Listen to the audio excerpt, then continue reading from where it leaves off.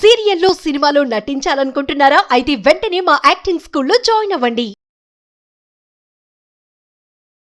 Hello everyone, welcome to game changers with Lasya Reddy. ఈ podcast very very important, especially మహిళలకి. ఎందుకంటే భార్యగాను, కూతురుగాను, తల్లిగాను, work చేస్తున్న మహిళగాను ఎక్కడో ఒక చోట ఏదో ఒక ప్రాబ్లం ఫేస్ చేస్తూ ఉంటారు. కానీ దానికి ఎలా రియాక్ట్ అవ్వాలి, దాన్ని రెస్పాన్సిబుల్గా తీసుకున్న ప్రాబ్లమ్ని ఎలా సాల్వ్ చేయాలని తెలియక చాలామంది వాళ్ళలో వాళ్ళు మదన పడుతూ ఏం చేయాలో తెలియని స్థితిలో, కొంతమంది ఏజ్ తక్కువ ఉన్న వాళ్ళు సూసైడ్స్ చేసుకోవడం కానీ, కొంతమంది పిల్లలు ఉన్నారని అడ్జస్ట్ అయిపోవడం కానీ లైఫ్ని నరకం చేసుకుంటున్నారు. అటువంటి సిచ్యువేషన్స్ గురించి ఇవాళ పాడ్కాస్ట్లో సొల్యూషన్స్తో వచ్చేసాను. అండ్ ఆ సొల్యూషన్ పేరు పరిచయం అక్కర్లేదు, she none other than family counsellor Priya Chaudhary గారు. నమస్కారం అండి. మ్యామ్, ఇప్పుడు పెళ్ళి కాకుండా, అంటే పెళ్ళి ఉండదు, వధూవరులు ఉండరు, ఊరికే మ్యారేజ్ ఫంక్షన్ చేసుకుంటున్నారు. చెప్తున్నాను కదమ్మా, పిచ్చి ముదిరిందంటే రోకలు తలకు చుట్టమన్నారంట వెనకటికి ఎవరో. వీళ్ళ పిచ్చులు ఇలా ఉన్నాయి అంటే, మీరు ఇలా చెప్తున్నారు, నేను ఇంకొకటి చెప్తాను. అక్కడ స్టేట్స్లో వాళ్ళు పెళ్లి చేసుకుంటే ఇక్కడ వీళ్ళు భోజనాలు పెడతారు. అర్థమైంది? పిల్లలు వాళ్ళ దగ్గర ఉండరు, ఎక్కడో విదేశాల్లో ఉంటారు. సరే, వాళ్ళ ప్రొఫెషన్ ప్రకారం వాళ్ళు వెళ్ళారు. వాళ్ళు అక్కడ పెళ్లి చేసుకుంటే ఇక్కడ వీళ్ళు బంధువుల్ని పిలిచి పెళ్లి భోజనాలు, వధూవరులు ఉండరు, వాళ్ళు స్క్రీన్ మీద కనపడతా ఉంటారు.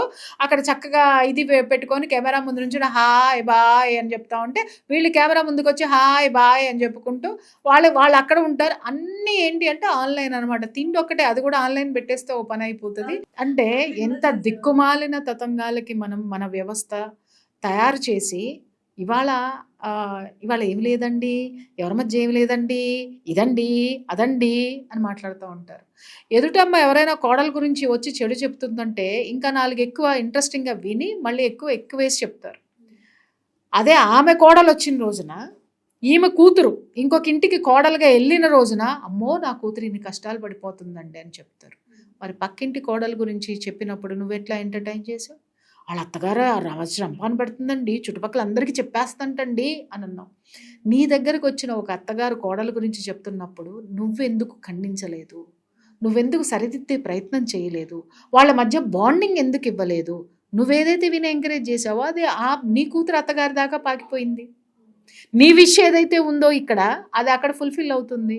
రిసీవ్ చేసుకుంటావా? కాదు. అప్పుడు మాత్రం ఆడపిల్ల, అప్పుడు మాత్రం మా అత్తగారు టార్చర్ పెట్టేస్తుంది, అప్పుడు మాత్రం అత్తగారు తప్పు చేస్తుంది. మరి ఇక్కడ ఇంకొక అత్తగారు నీ దగ్గర తప్పు చేసినప్పుడు నువ్వు కరెక్ట్ చేసావా? సో నిజంగానే తల్లులు అండ్ అత్తలు ఇద్దరు చాలా తప్పులు చేస్తున్నారు. అండ్ ముఖ్య కారణాలు అయిపోతున్నాయి భార్యాభర్తల డివోర్స్కి అంటున్నారు.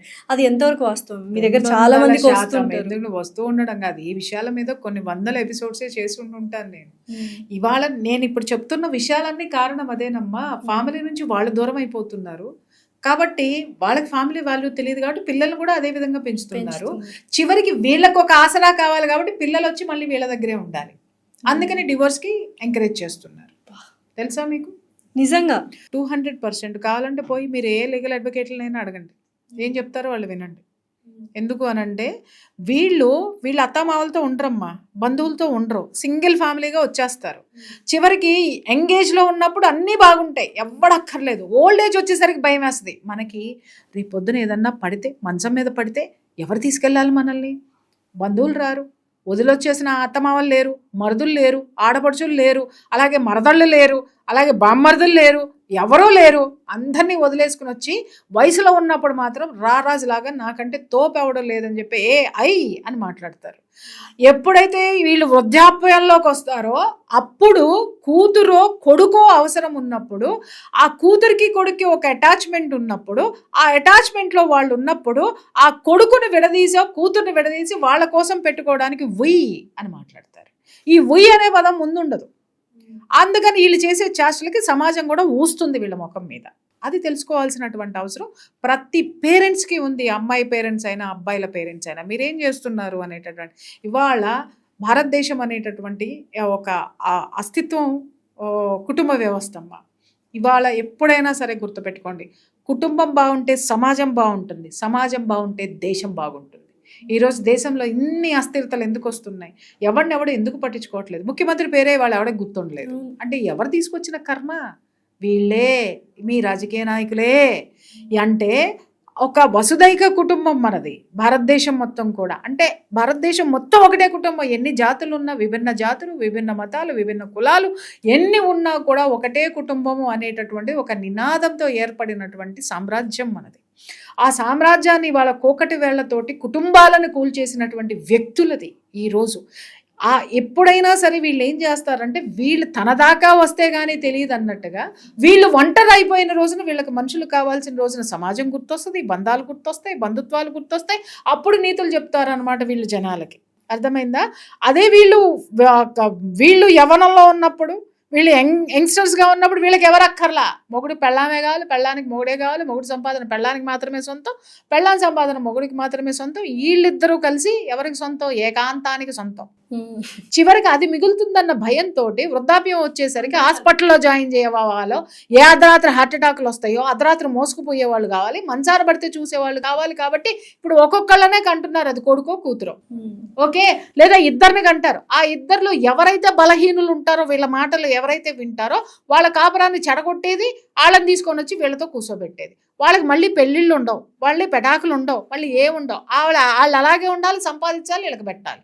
లేదా వాళ్ళు అలాగే ఉండాలి, వీళ్ళకి రోగం రొస్టు వచ్చినా వీళ్ళని చూసుకోవాలి. ఇలాంటి దరిద్రమైనటువంటి చర్యలు, దరిద్రమైనటువంటి సాంప్రదాయం ఇవాళ భారతదేశపు కుటుంబ వ్యవస్థలో నడుస్తుందని చెప్పడానికి సిగ్గుపడాలి మనం. సో ఎంత ఆధునికత పెరిగినా కూడా ఇప్పటికీ భార్యాభర్త విడాకులు తీసుకుంటే భర్త చాలా ఈజీగా ఇంకొక పెళ్లి చేసుకుంటాడు. భార్య ఇంకొక పెళ్లి చేసుకోవాలంటే భార్య తల్లిదండ్రులు కానీ లేకపోతే చుట్టుపక్కల వాళ్ళు ఏమనుకుంటారని ఆగిపోతుంటారు. ఈ సొల్యూషన్కి ఏమైనా, అంటే ఈ ప్రాబ్లంకి ఏమైనా సొల్యూషన్ ఉందా ఏంటి? నేను ఇక్కడ ఒక పోలిక చెప్తా. మీరు అన్నారు ఏంటి అని అంటే, భార్యాభర్తలు విడిపోయిన తర్వాత మగవాడు తొందరగా పెళ్లి చేసుకుంటారండి, కానీ ఆడవాళ్ళు ఆలోచించాల్సినటువంటి అవసరం. ఎందుకంటే కుటుంబం సపోర్ట్ దొరకాలి, అన్ని సపోర్ట్లు ఉంటేనే రెండో పెళ్లి చేసుకోగలుగుతారు. మరి రెండో పెళ్లి వెంటనే చేసుకునే వాళ్ళ పరిస్థితి ఏంటి? ఆడవాళ్ళల్లో వెంటనే చేసుకుంటున్నారా? ఎందుకు చేసుకోవట్లేదు? చాలా మంది చేసుకుంటున్నారు. తల్లిదండ్రుల మాట వింటున్నారు అనేటటువంటి ఆడపిల్లల యొక్క యోగక్షేమాలు ఆలోచించాల్సిన బాధ్యత తల్లిదండ్రులది. నా తల్లిదండ్రులు ఎట్టాగో పెళ్లి చేయరు, వీళ్ళని నమ్ముకుంటే నాకేం కుదరదు అనుకుని వెంటనే డెసిషన్ తీసుకుని చేసుకునే ఆడపిల్లల్ని ఎవరేం చేస్తున్నారమ్మా? అక్కడ వాళ్ళు ఎందుకు సక్సెస్ అయ్యారంటే వాళ్ళ నిర్ణయం వాళ్ళు తీసుకున్నారు. ఇక్కడ వీళ్ళు ఎందుకు ఉండిపోతున్నారంటే, ఇంకా నా తల్లిదండ్రులు, నా కుటుంబము, నా వాళ్ళు, వీళ్ళు ఉన్నారు అని ఆ బోర్డర్ దాటి రాలేనటువంటి ఆడపిల్లలే ఒంటరిగా మిగిలిపోతున్నారు. ఇలాంటి ఈ ఆడపిల్లలు ఒంటరిగా మిగిలిపోవడానికి కారణం తల్లిదండ్రులు, వాళ్ళ కుహన ఆలోచనలు. వాళ్ళకి ఏమని సమాధానం ఇస్తాం అటువంటి తల్లిదండ్రులకి? 200% నిజం చెప్తున్నాను. ఇలాంటి తల్లిదండ్రులు ఉన్నా ఒకటే, లేకపోయినా ఒకటేనమ్మా. ఎందుకు అనంటే, ఆడపిల్ల జీవితం మంచో చెడో, తెలుసో తెలియకో, ఒక డైవర్స్ అయిపోయింది అనుకుందాం. డివోర్స్ అయిపోయిన తర్వాత ఏ ఆడపిల్ల కావాలని డివోర్సులు తీసుకొని రచ్చ చేసుకునేటటువంటి వాళ్ళు ఎక్కడో నూటుకో ఇద్దరో ముగ్గురో ఉంటారు. ఏదో ఒక దీంతోటే విడిపోవటం అనేది జరుగుతుంది. ఎవరు కాపురాలని రోడ్డు మీదకి వేసుకోవాలని చూడరు. కనీసం కన్న తల్లిదండ్రులైనా పిల్లల్ని అర్థం చేసుకోకపోతే ఎవరు అర్థం చేసుకుంటారు? ఆ నలుగురు ఏమనుకుంటారు? ఆ నలుగురు ఎవరు? ఆ నలుగురు రేపొద్దున మీరు చచ్చిపోయిన తర్వాత ఆ నలుగురు నీ కూతురికి తిండి పెడతారా? ఆ నలుగురు కోసం కన్నావా నీ కూతుర్ని? నీ కోసం నువ్వు కన్నావా? నీ బిడ్డకి న్యాయం చేయలేనటువంటి దానివి లేదా వాడివి నువ్వు. రేపొద్దున ఆ నలుగురికి నీకేమి న్యాయం చేస్తారో ఆ నలుగురు నీకి నువ్వేం న్యాయం చేస్తున్నావు? ఎవరా నలుగురు? నీ ఆలోచనలో నలుగురు ఉన్నారు, నీ జీవితంలో లేరు. నీ జీవితంలో ఉన్నది నీ కూతురు. ఆ కూతురు యోగక్షేమాలు ఏంటనేది నువ్వు తెలుసుకున్న రోజున నిజంగా నువ్వు నెల్ల మోసి కన్నానని తల్లి మాట్లాడుతుంది. అలాగే జీవితంలో భుజాల మీద వేసుకుని పెంచానని మాట్లాడే తల్లిదండ్రులు ఆ పెంపకానికి అర్థం ఏంటో ప్రశ్నించుకోవాలి. మంది కోసం నీ బిడ్డని వదిలేస్తావా? ఒంటరిగా వదిలేస్తావా? నీ బిడ్డ ఇన్నాళ్ళు నీ ఎందుకుంది?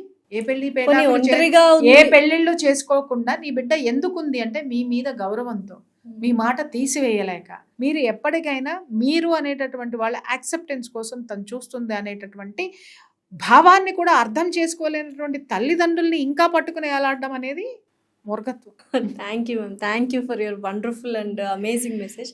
Thanks a lot.